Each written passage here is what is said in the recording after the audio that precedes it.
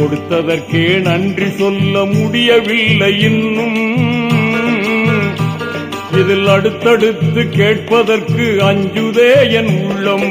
யா அல்லாஹ் யா அல்லாஹ் சுப்ஹானல்லாஹ். யா அல்லாஹ் யா அல்லாஹ் சுப்ஹானல்லாஹ்.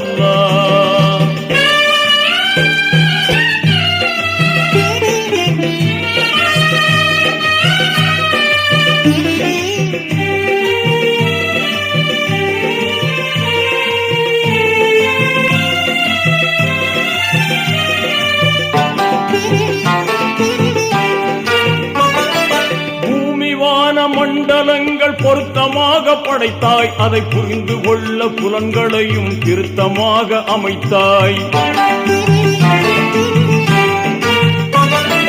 பூமி வான மண்டலங்கள்